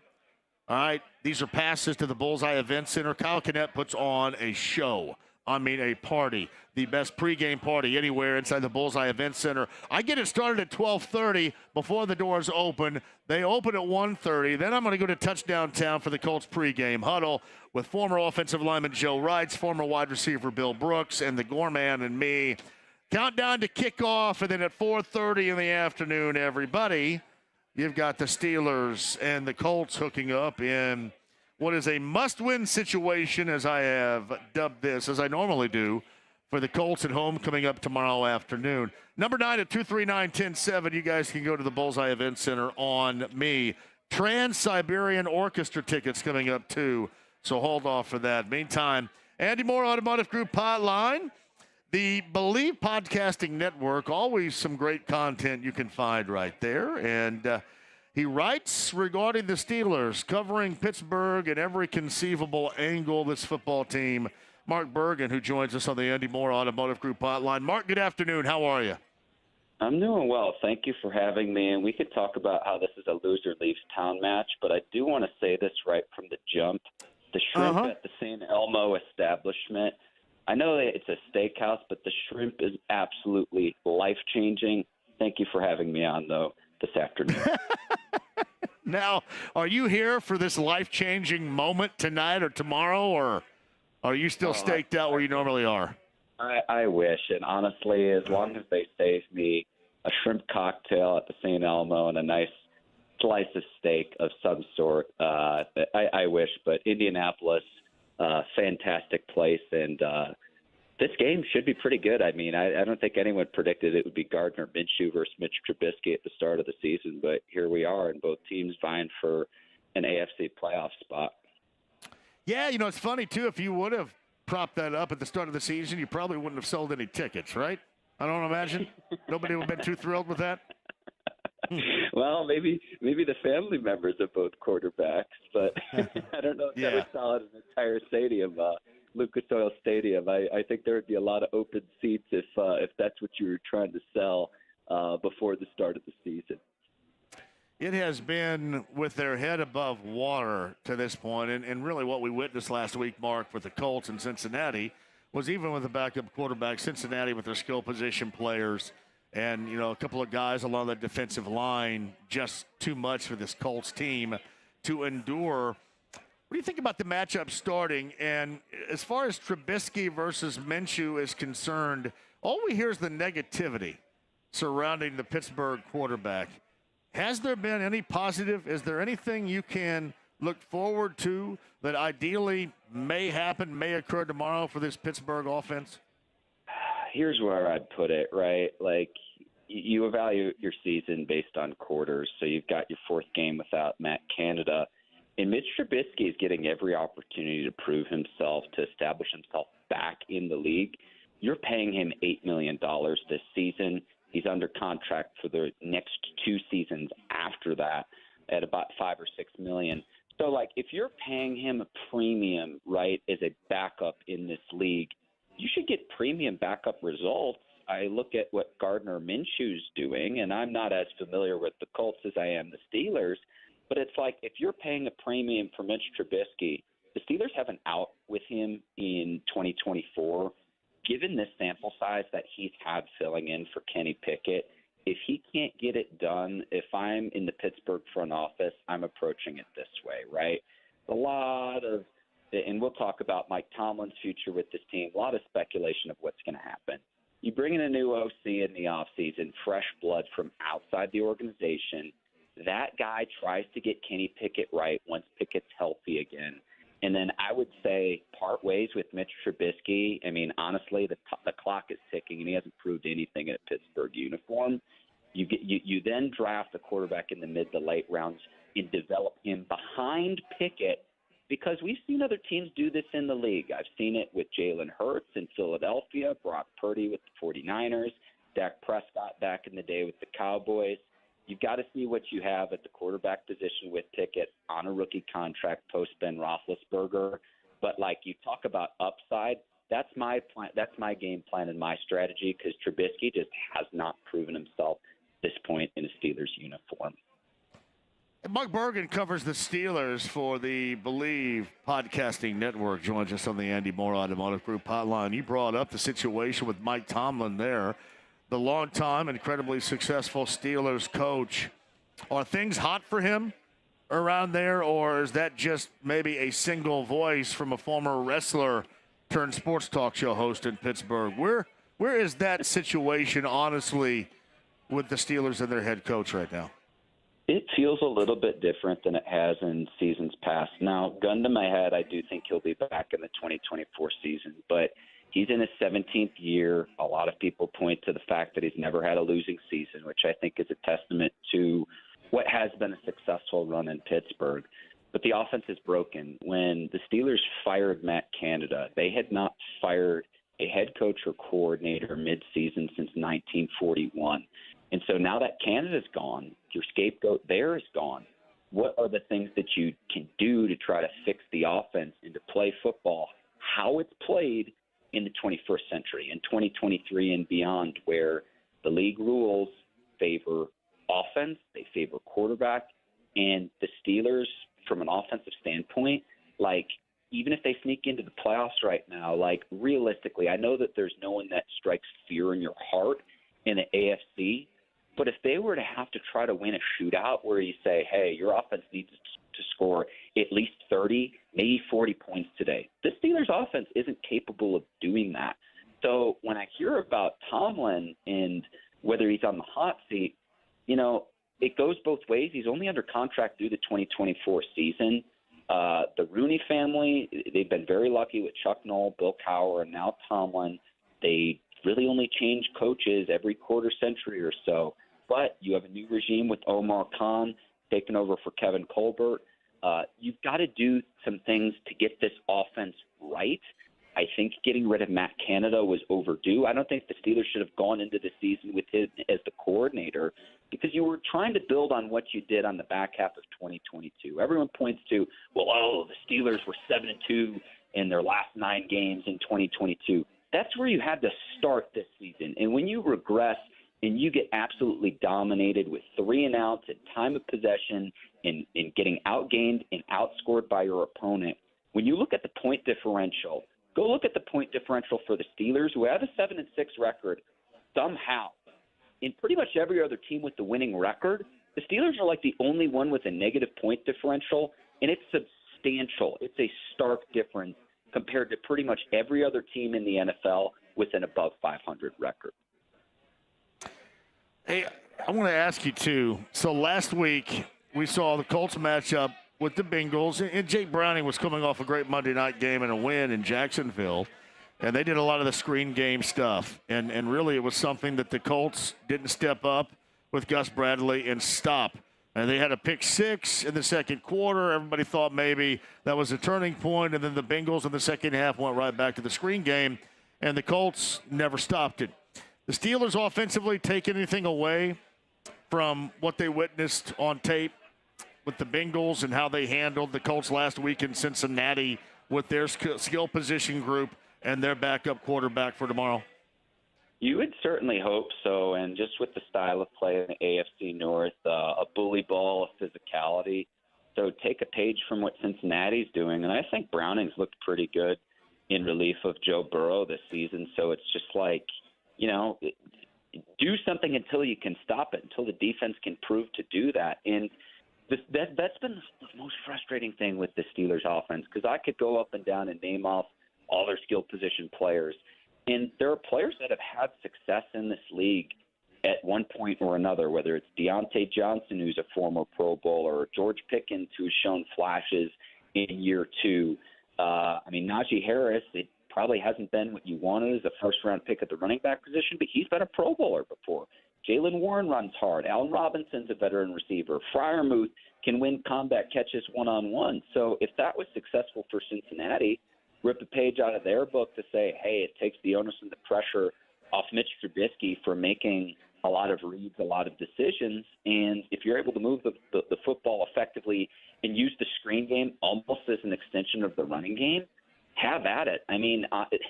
That's to where I hope that the Steelers' offensive staff is doing those things with Eddie Faulkner and Mike Sullivan. But, again, it remains to be seen of, what are the things that they would need to do as the interim OC and as the play caller in a post-Matt Canada world to keep their jobs in the 2024 season. This is their opportunity to do that.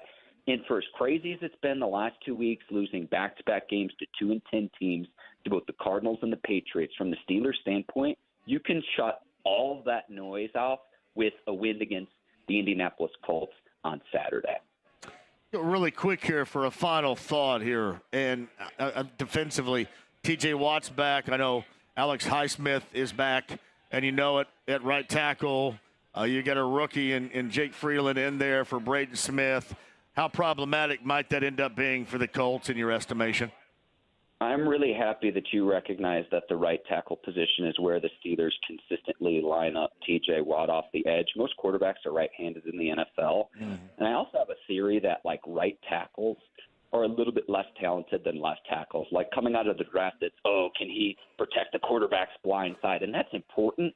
But T.J. Watt getting in the face of any quarterback in the league, he's going to be a matchup nightmare for any starting right tackle, let alone a rookie. So I'd imagine he'll get a lot of attention. He's someone you got the game plan for, with other tight ends, chipping off the edge, running back on the right-hand side of the quarterback to help the right tackle out. T.J. Watt, when healthy, he's as good as a defensive player as there is in the NFL. So, yeah, I'd imagine it'll be very problematic regardless of who's lined up across from him. Game difference-making opportunities for T.J. Watt coming up tomorrow, no doubt about that. Mark Bergen for the Believe Podcasting Network. You can check out his work again. That's at Believe Network and at Mark Bergen _ on social media, on X, the former Twitter, if you want to check out his work regarding the Steelers. Mark, I appreciate your time. Enjoy that game coming up tomorrow, and we'll see which loser ends up going home in this case, I guess, huh? So, wow. I love it. I love it, and we'll have to do it sometime at St. Elmo's. The shrimp cocktail, like I said, if I can instill any wisdom on your listeners, the shrimp cocktail at St. Elmo, life-changing. My brother, appreciate you. Enjoy the game tomorrow. You too. Thanks for having me. So Mark Bergen with his angle on the Steelers. We got tickets to give away for that game tomorrow. Bud Light Blue Friday, Southside Southport Road, Whiskey Business. We're here until, I'm going to be here until about 7:30. So join us here, 93.5, 107.5 The Fan. Your new Academy Sports and Outdoors store is now open in Avon. It's the sporting goods store that's all about fun, where you'll always find the gear you need to enjoy the outdoors, play the games you love, and create memories that will last forever. Find great brands at the best prices, in-store and online. Your next adventure starts at the new Academy Sports and Outdoors store, now open in Avon. Visit Academy and have fun out there. Hey, Christmas just around the corner. Gift-giving idea for the lover of golf in your life. My friend Ted Bishop at the Legends Golf Club in Franklin. Best golf course out there, 317-736-8186 for the golf seasons of 2024 and 2025. That's $199.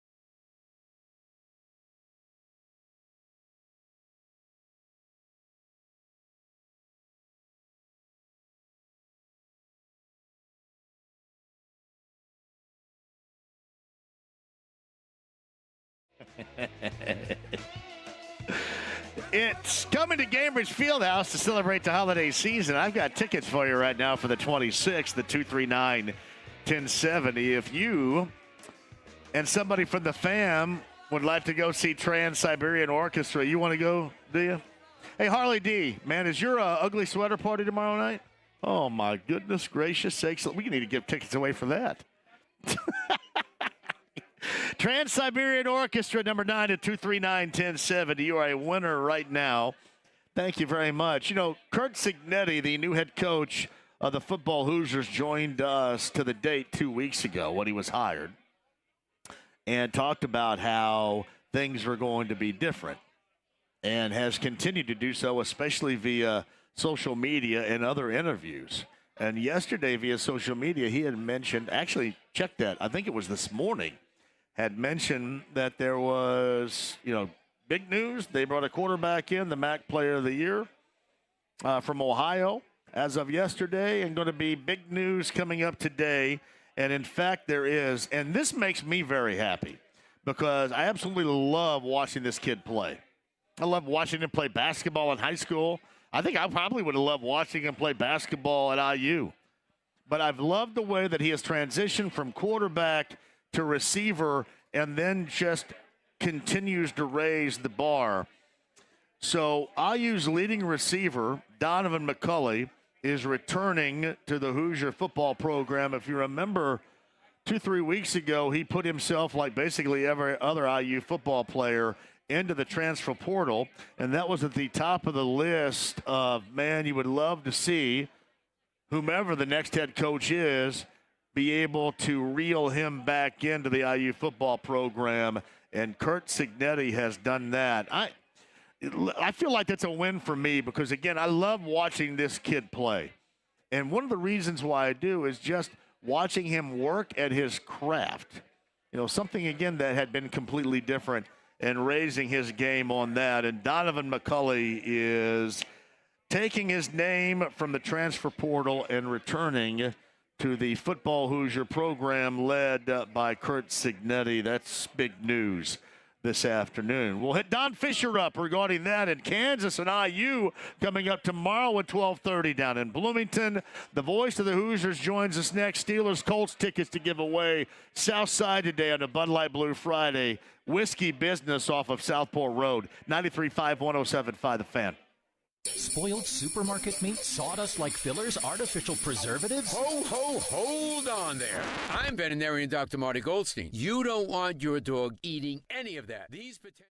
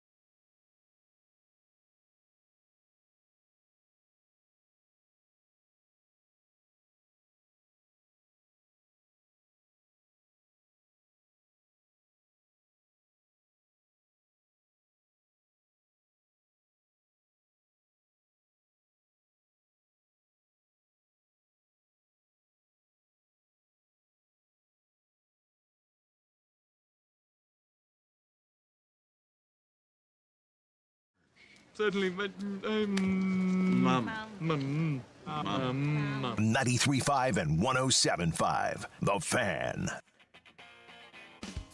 Hey, thank you so much for joining us. Whiskey Business on the South Side, Southport Road. Bud Light Blue Friday. The Ice Cold Bud Light, great food. Steelers Colts tickets to give away. Remember, bottom of the hour, we got a bail for Colts Happy Hour, and then we got the Pacers, the first of two, back-to-back in D.C. tonight. That game tips at 7 o'clock. Yeah, 7 o'clock tonight, the tip. Tomorrow night, the second of that back-to-back is with West leading Minnesota tomorrow evening. Man, I'm telling you, tomorrow is going to be just absolutely action-packed. And joining us to talk about part of that, actually, it's what officially gets that day tomorrow underway at 12:30. 11:30 pregame coverage with us coming up tomorrow morning. Don Fisher, voice of the Hoosiers on the Andy Moore Automotive Group hotline, is prepping right now, I'm assuming, for a high-ranked Kansas and an IU gathering down at Bloomington's Assembly Hall. How you doing, Don? Good, John. How about yourself? You know what? Tomorrow, it's interesting. Just across the sports landscape here locally is exactly what we love most of the time about December, because there's absolutely everything going on. Love it. Yeah, there's a lot of stuff happening. There's no question about that. Purdue's got a big one this weekend. We've got a big one this weekend. Colts got a big one this weekend. Pacers, it's all going on. Hey, Indiana State, Ball State tomorrow, too. You got the Fighting Michael Lewis's down here at Gainbridge Fieldhouse. I'm sorry. As I told him earlier this week, Mr. Dubois County, 1994. That Michael Lewis. That one. Exactly. How are you, and maybe even more so from talking to Mike Woodson, what's the IU approach with Kansas coming in tomorrow afternoon, Don? Well, obviously, there's a lot of disappointment from last week's performance against Auburn, and that's why I have a gut feeling that Indiana will at least turn that part of it around, and it will be a fight tomorrow. I believe that. And I think Kansas is really good, as they always are. Hunter Dickinson added to that group out there, but they're not a deep team, and they're going to be playing five guys most of the ball game.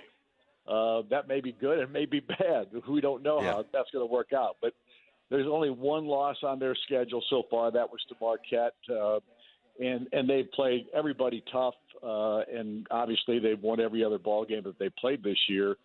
And Bill Self, as you know, is one of the best coaches in the country, without question. So it's going to be a challenge. I don't think there's any question that Indiana's capable of winning this ball game, but I also think that they're capable of not playing or playing like they did last week, which they proved to us. And that's what I'm most concerned about. Will they come out with that aggressive attitude, and even when they get popped in the mouth, will they get back up and fight like crazy? And that's what it'll take, because this is going to be a challenge, no question. So Don Fisher joins us. You're absolutely right about that, because they started the game, I thought, in Atlanta against Auburn last Saturday. They started it as well as you would want. And then when you reference when they got popped in the mouth, they just weren't resilient. And that had to be as disappointing as anything else that transpired in that day. Well, that's exactly right. That to me was the most disappointing aspect of the whole game. It was that Indiana, they looked like they were stunned by the fact that Auburn all of a sudden got aggressive and hard-nosed and tough and played them physically, and they just didn't respond to it. And there's no excuse. Obviously, this team, if they're going to be any good this year, they're going to have to respond, because I do believe that this conference this year is nowhere near what it has been. I think the conference is down in the sense that everybody's dealing with the same kind of thing. Nobody seems to have a real grip on what they're trying to do at this point, because of all the new faces and on so many of these teams' programs. And without question, everybody kind of looks the same to me, with the exception of probably Purdue, maybe Wisconsin, possibly Illinois. But I don't think this league this year just doesn't appear to me to be as strong as it has been in the past.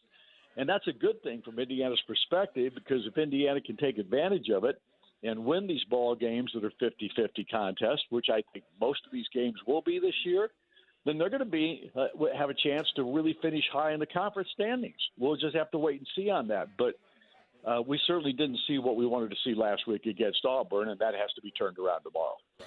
You know, what's funny about that, too, Don Fisher joins us, as you've already seen that Michigan team and got a road win against them. And, you know, part of the reason beyond having just a nutty head coach is the fact that they lose Hunter Dickinson to the transfer portal. And I'll be damned if you don't get to see him coming up tomorrow again.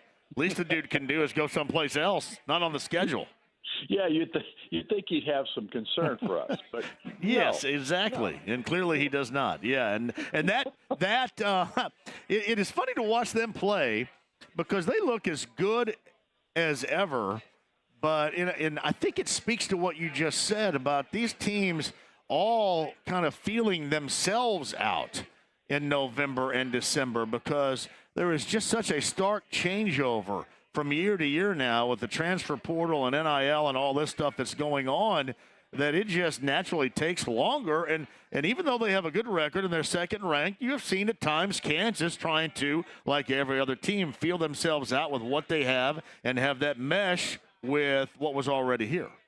Exactly. And that's why I say tomorrow's game is really, it's not a toss-up game because obviously Kansas is going to be heavily favored. But if they come into Assembly Hall and Indiana shows them what they have been capable of in that building against some of the best teams in the country, Indiana's going to give a great showing. And that's what I'm hoping for tomorrow because this team, I think, has the ability to do that. If I didn't think they did, then I would be giving up the ship already at this point in the season. But I just think they have enough talent.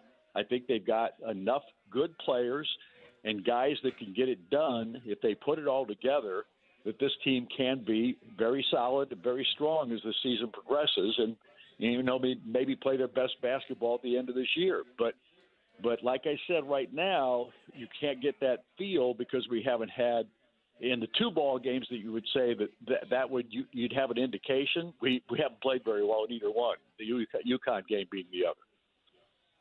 So Don Fisher, voice of the Hoosiers, IU and Kansas tomorrow from Bloomington. Tip time is at 12:30, of course. Pregame show coverage is at 11:30. And I mentioned Hunter Dickinson, and I'm assuming you're going to get a matchup with he and Khalil Ware, the two bigs for both teams. The thing about Dickinson is there are times that I watch him, and it looks like he forces himself. He really wants to take threes. And I don't know when he does that at times, if it's for the betterment of the team around him or if it's to showcase his individual skill of being able to step out. It always seems like sometimes he gets caught up in that in-between. All right, this may not be what's best for the team, but I need to show that if they're going to give me this room, I can stroke this three. I kind of wonder how that matchup is going to go tomorrow. Well, I think it's going to be a very interesting one because they're both 7'2", or at least we're told that that Khalil is 7 foot, but some people think he's 7'2". Well, with that little puff of hair up top, he might be 7'2". For sure. But these guys are going to look. They're going to be looking one another in the eye, and so it's going to be a very interesting matchup in that situation. But on the other side of it, Hunter Dickinson by far and away has the more experience. He's played big guys before. He's had to deal with, Zach Edey and people like that. So he's going to have by far and away the most experience to draw from in this matchup. And just got to be able to hang in there, kind of tread water in regard to Dickinson himself. And if he can do that, then I think Indiana gives themselves a chance because I still think Malik Renew has been the most improved guy in this basketball team, at least from a scoring perspective and some of the things that he's doing. I think he's still got to get better in rebounding, and he's got to be able to handle double teams better. But I still think he's made the most progress of anybody from a year ago. And I think that big also gives us a chance because the McCullers kid and Adams, the other kid for Kansas, both those guys are really talented. And I think McCullers, even though he's listed as a guard, he's got the forward size. So it's going to be an interesting thing to see what Mike Woodson decides to do on McCullers because I think he might be the key to this ball game. If they can keep him contained, along with Dickinson in some fashion, I think they'll have themselves a good chance. Don, I haven't heard, and I didn't hear Mike Woodson earlier today. What's the news on Xavier Johnson. Is there any? Nothing? Zero? There's. I don't think that he's going to play tomorrow. I just don't. Yeah. I haven't thought that for some time. I just think that right now they've got to deal with not playing with him. They did it last year. They haven't played as well without him so far this season, in my opinion. But of course, it's early, and we've seen him against very tough competition since he's gone out. So, but they were able to handle Maryland and Michigan without him, and obviously they played the rest of the Harvard game without him as well. In those ball games that were testers in some respect, I think these guys have picked up the pieces, so to speak. But he would be a great help to this basketball team if he was available, especially at the defensive end and perhaps with a three-point shot as well. And, Don, and it looks like with him being out and all that then falls on the shoulders of Trey, it looks like that affects Trey Galloway in his overall game, I think, a great deal. He needs a little bit of help. Yeah, I think that's right. And I think that's one of the reasons he struggled. Not the reason he hasn't shot threes well, because he hasn't done that all year long. And that's just a confidence thing, in my opinion. But he is certainly capable. And if he breaks out of this thing with a three-point shot ability that he had a year ago and starts knocking them down and gives himself that confidence level that he had last year every time he took one, he can be a real factor in helping this basketball team. But you're right. I mean, he needs help out there, and he's handling that point guard position fairly well when he plays it. But right now, I think he's fighting a confidence thing that's affecting the whole portion of his game. I'm going to tell you, with that atmosphere that's expected that you always get, especially in games like this at Assembly Hall, if this team, and I thought Mike Woodson said this earlier today, and he's right, we take these threes, we just don't make these threes. If you could squeeze out a couple early, I don't care how they go down. If they go down, I think that would do so much for the confidence of these guys, and certainly playing off of, as so many, Don, teams have done in the past that you have seen and called the games there that play off the energy of that crowd. The early opportunities for this team, especially from distance, if something goes down, that can have, I think, a profound effect throughout that game. I agree. I mean, there's no question. It gets the crowd into it. There's no question about that, because when we do make a three, our fans go nuts these days.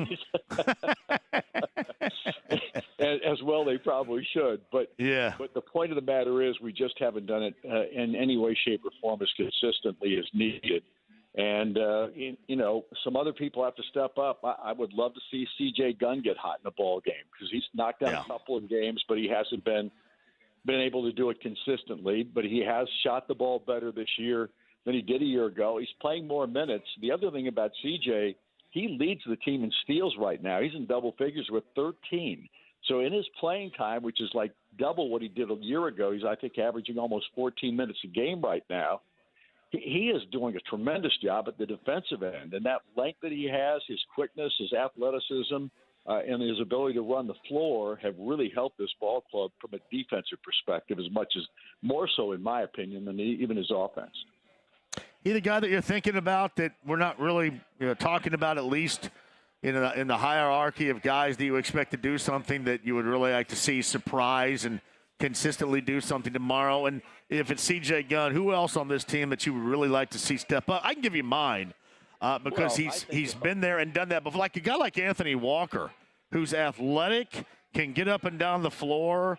I'd like to see him be a little bit more prominent in his role than he has been, especially in a game like tomorrow. Yeah, I agree with that. But the guy I want to see step up is Mbako. I just want to see this guy come to the table and play like expectations have. Maybe expectations were too big at the beginning, but he's still a talented kid. He's the best shooter on this team. There's no question about that.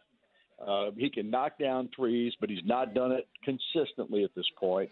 But I think he's a talented player and a guy that could really become a factor if he finally gets the confidence level that he needs and a little bit more experience, which, after this ball game, they're going to have 3 games in non-conference play that are totally winnable ball games, and can do some things just from a work perspective and an experimental perspective from Woodson's standpoint to to make this team better. And I think Mbako's the guy that they've got to get going here because I think Walker has done everything you could expect of him.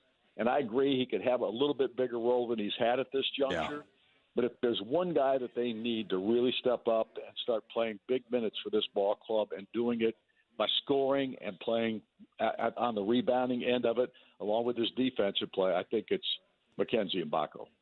Yeah, and you're absolutely right about that. I think about Walker in terms of just pure athleticism and what might work in matchups with a team like this too, and that environment. I just that's somebody that jumps out, but really it could be, and you would like it to be anybody, because tomorrow you're going to need all hands on deck. There's no doubt about that. That is correct. Hey, Don, I tell you what, I was thrilled today though. Curt Cignetti, who has talked a lot in interviews and in social media and continues to do that. I thought maybe this was going to be a foregone conclusion. And even in a disappointing football season, I have been so impressed with Donovan McCulley and what he has accomplished and where he is right now in his career. So impressed with that.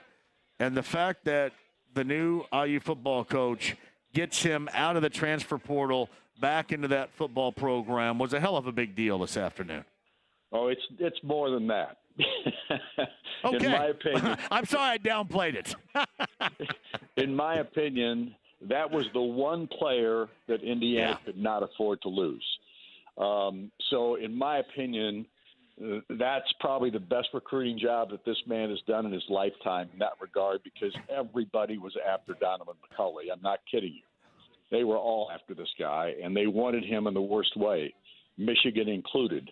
And for him to decide to stay at Indiana tells you a lot about Cignetti and his ability to sell what he's selling at this point, and his ability to get guys to buy into it. And I'm telling you, I am excited about this new football coach at Indiana. There's no question in my mind. No, I completely agree. I've loved watching him mature. And obviously a former quarterback. I liked watching him play, multi-sport athlete in high school, basketball, thought about basketball here. He is fun to watch, but to watch him grow at that position on a team that was disappointing, but for him, he has not been. And you're right. I mean, as far as somebody they needed back, he was at the very top of that list.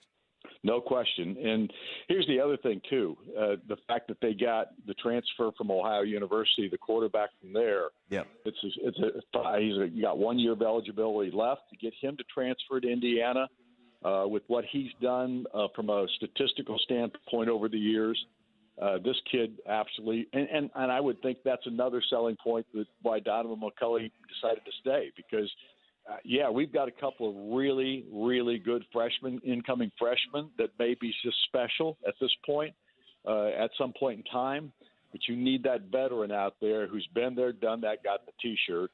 And with the kid from Ohio, I think that's going to really help this program as well. That's Don Fisher, voice of the Hoosiers. Got a busy day coming up tomorrow. What are you doing tonight? We're staying home tonight. We're going to build a fire in the backyard. What? Yep. At home? Well, we've been gone all week. We went to Yuletide last night. We went to some friends the night before that. So we've been gone. So we're going to stay at home tonight. I thought maybe you'd go tie one on tonight in preparation for that early start time tomorrow. Well, that's what old people don't do that. They don't tie one on the night before something important is going to happen. Well, see, I want to be the instigator here, though. I should come over and get your ass and take you someplace, and we both have early start times tomorrow. We'll both get tuned up together. You have to understand, you don't have to just take me. You got to take my wife. You got to take. You have to take the whole family. I got plenty of room. Plenty of room right there.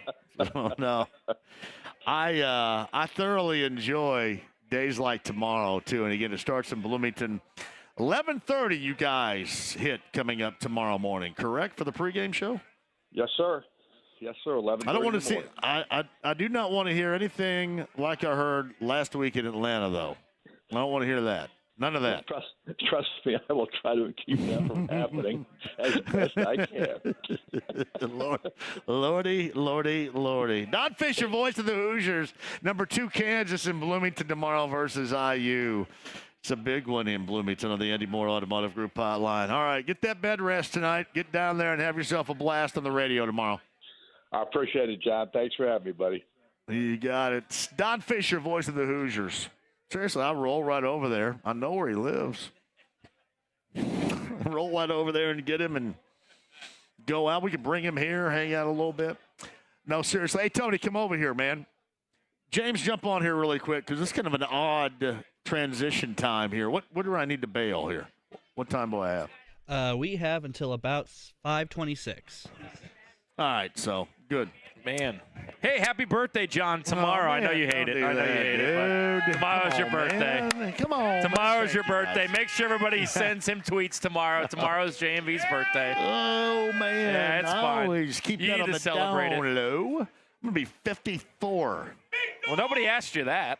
54. Kevin tomorrow. Pritchard and I don't like your hatred towards the Kansas Jayhawks, by the way. Oh, I hate Kansas. Man. Seriously, I hate Kansas. You and I used to get into some. Well, Scott Pollard cussed at me once too about it, and I said, "Well, you can piss off Pollard. I don't care." Remember when we were? Well, the excitement was abound for him.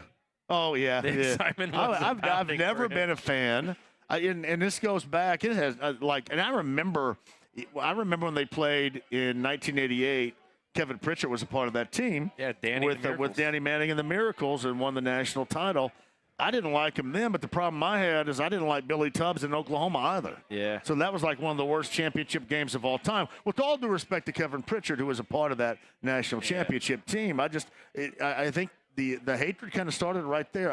I hated their number. Is it kind of a cursive-looking number they always had? I always thought that was so pretentious. All right. Well, what do you guys think? This is Kansas, right? Lawrence, Kansas. You and Settle down with your numbers. We've gone after it a few times because I'm a Kansas fan. My dad bought me a backboard when I was a kid, and it happened to have the Kansas Jayhawks logo on it. So, plus they won the national championship the year I was born in '88, as you mentioned. So that's why I'm a Kansas fan. So it should be what a day we have tomorrow, celebrating your 54th birthday with the Colts, IU, Purdue, some bowl games if you're into that kind of thing. No, I don't think anybody's going to be paying attention to that. We got Indiana State, Ball State. Don't forget about that. We got to go down to Indiana State. Well, Josh Schertz has asked us to go, so we do. And if I didn't have pregame tomorrow, I'd probably go over there and watch Michael Lewis and Ball State and Josh Schertz in Indiana State. I've got the call of Rose Holman on Sunday. They're the engineers. I'm doing 20. Doing the nerds. Doing the nerds over there in action. Doing 20 Rose Holman games this year, so it's been fun. The nerds get out their slide rules and calculate how far from the basket it is and how long it will take one of their jump shots to go in. Yeah, especially in warm-ups, they measure everything out. All the engineers. No, gotta love Rose Holman. You gotta love Paradise. Oh man, it's your place. Well, they allow girls in there now. Back when I went, they didn't allow girls. Well, and all those nerds that go to class but smelling like BO and wearing sweatpants. And that's where you came in back in your day at Indiana State. You know, you would charge $7 for Stella, even though the keg was Busch Light, and you would get all those pikes laid by women that they were never going to meet anyway. So everybody was happy. Yeah, I don't think they ever did that, though. You let a lot of good horses to water. All those pikes went home alone, man. It was up to them to drink. That was always a big Boy Scout meeting with pikes. They'd invite me over on DJ, and I'd go, you guys not have any chicks coming over here? No. Why? So you would sign off. I don't think I'm ever going to do your later. party again because you guys are all dorks. Yeah, well, that happens. No chicks ever. Hey, what you got on Fans Place? Let's start making fun of pikes. We got Colts tickets giveaway for tomorrow. Check out the Fans Place app. We got you covered. Colts contest tomorrow. We have a bowl contest for the bowl season. You can win $100 cash, and as always, 10 in a row you get $100 on our Daily Street contest. 20 in a row you get $1,000. Turn in those points at places like Whiskey Business. Have yourself a Bud Light. Have yourself a Michelob Ultra. Tomorrow, before the Colts game, I will be at the Hangar Bar and Kilroy's giving out samples of Kona Big Wave, giving out some Bud Light koozies, some Bud Light swag as well. We love Bud Light. Shout out to Zinc. We do. It's all Jim's hanging out. I love Todd. Todd comes out every once in a while. My guys from Zinc are awesome over there, man. I love them, and they know that too.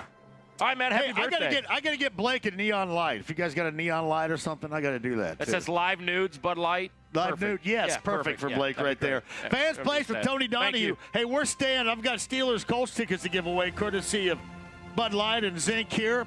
Whiskey Business, Southport Road, South Side. I'm hanging because we got Colts Happy Hour coming up on the other side. Don't go anywhere. Whiskey Business, Bud Light Blue Friday continues with Colts Happy Hour next. 93.5 and 107.5 The Fan. Don't go anywhere.